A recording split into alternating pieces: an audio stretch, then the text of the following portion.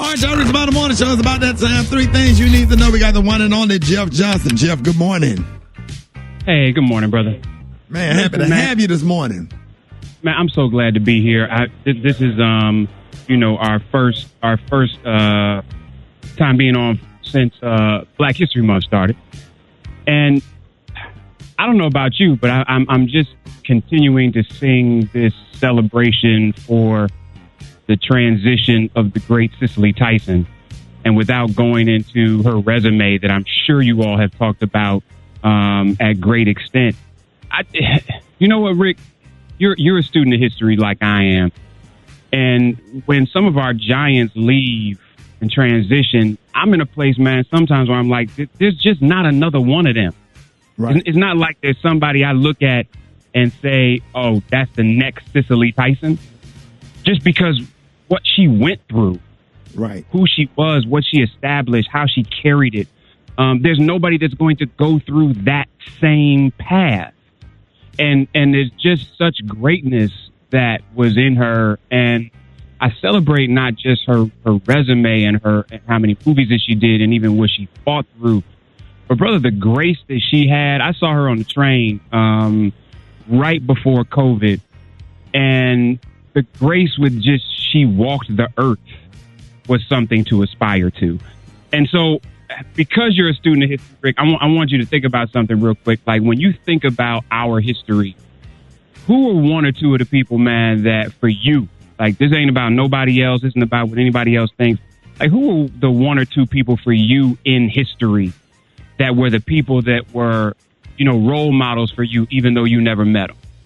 Oh, man, definitely. Like, in comedy, of course you got to go with Richard Pryor. Being downstairs, sneaking and listening to that Wanted album, talking about. Because that would get your ass beat. Absolutely. Listen to Richard Pryor. Absolutely. And, I went to see Sound. I can't remember. It was definitely, people like Cicely Tyson, and then the actor that played Cicely Tyson's husband. He also did a role in Dr. King. He was one of my favorite actors, because we would go down to the Carver Theater. Every city had a black theater. And we had a Carver Theater in Birmingham where you would go to the movies because you weren't allowed to go to the Alabama Theater or whatever. But going down there to see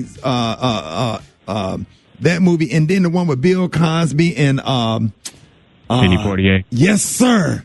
Yes, sir. Yeah. My mom took me and my Uncle Bruce to see that movie. I think it was called, not Let's Do It Again, but whatever that movie was called, it was him when they jumped off the bridge or whatever. That was one of my favorite movies. But yeah, Bill Cosby, Sidney Poitier, all of those, man. I got inspired by all of that stuff that they did. And that's real. I mean, I think, for me, it was Paul Robeson.